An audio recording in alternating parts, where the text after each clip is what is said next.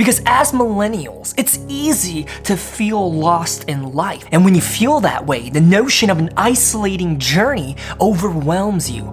But to that, I want to say that you are not alone in this experience, as there are millions of people trying to discover themselves every day. What I'm trying to say is that feeling lost is a part of the journey that we call life. Because as human beings, we are not robots designed and engineered to know where we're gonna go next. But rather, it's a process where we figure ourselves out through experience and with time on our side. You gotta figure out what you are passionate about. You have to determine what you are passionate about, and that's not an easy feat.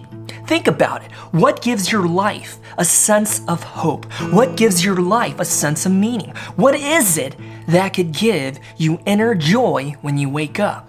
These are not easy questions to answer. I think Viktor Frankl said it best in his Man's Search for Meaning. Life is not primarily a quest for pleasure, as Freud believed, or a quest for power, as Alfred Adler taught, but a quest for meaning.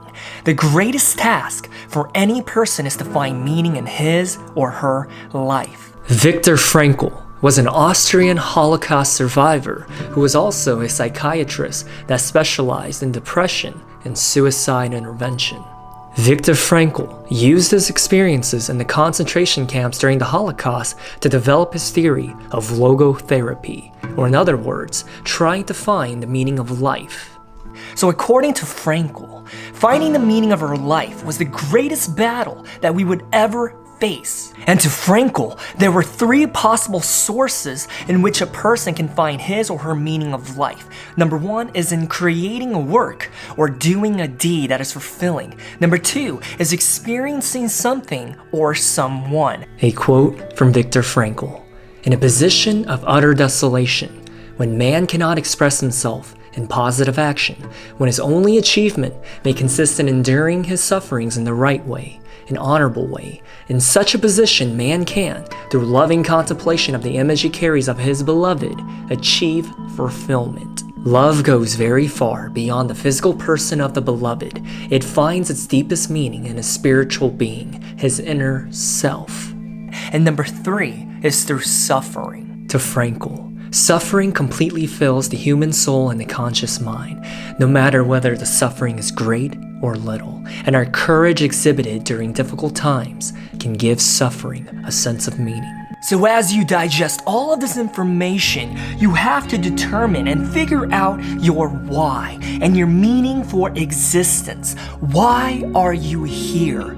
Do some soul searching, go to the drawing board, and determine what it is that is your why. And if you do, you will find yourself happy, competent, and satisfied. Even if you work at a job that you do not necessarily enjoy. For example, if you are a cashier working a minimum wage job, you will find that you will still be grounded because of your why, and you will not feel lost or hopeless.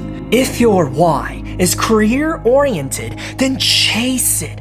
Pursue it with full effort and capacity. Try it out, take calculated risks, and go for it.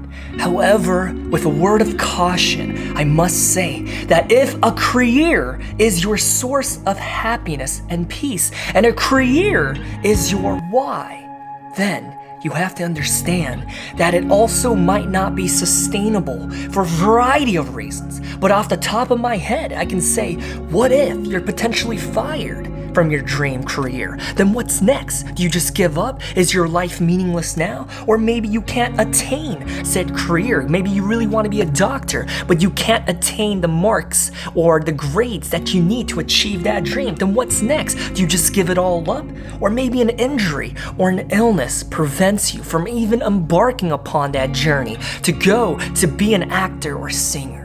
So as you determine your why and you try to figure out your meaning of existence, you have to understand the risks that are involved with making a career your why. Now, I'm not out here trying to tell anyone how to live their lives, but here is my recipe to finding your why and to figuring yourself out.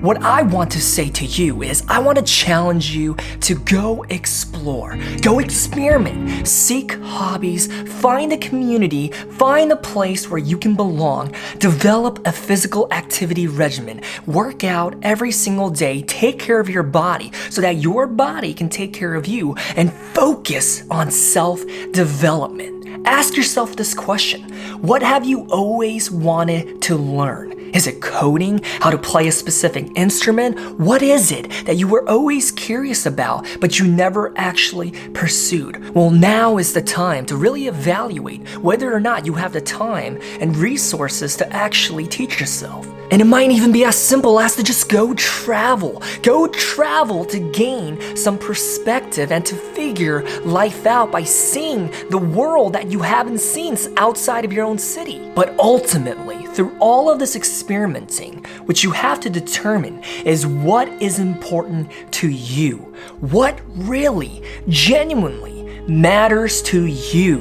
Figure out your identity. Because when you figure out your identity, then you get to know who you are. And knowing who you are is important because then you can figure out your truth and live it out.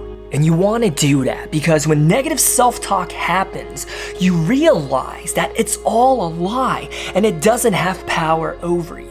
Are you starting to digest how all this really ties together into figuring out your identity and determining your why? Because if you don't, then the public opinion of you can become a suffocating factor. Because if you are not grounded in your why and your identity, then you will allow people's criticisms and opinions of you to suffocate and to drown you. And that is not a way to live your one given life. And to further illustrate my point, I wanted to talk about the principle of Stoicism, and specifically the teachings from Marcus Aurelius. Now, Marcus Aurelius was a Roman emperor who was a follower of the Stoic philosophy.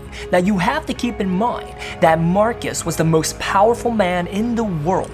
He could have anything that he wanted, but what he wanted the most was his own self-development. So his focus and his energy was trying to do the right thing and not the wrong thing.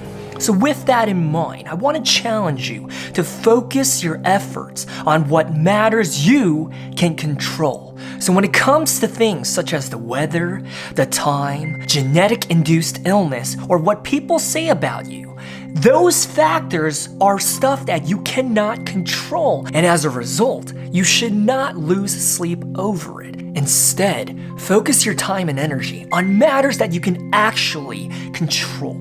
So your concern should be formatted toward a moral obligation to be a better person in your mind, body, and soul. Self-development is the key here. As Viktor Frankl says, when we are no longer able to change a situation, we are challenged to change ourselves.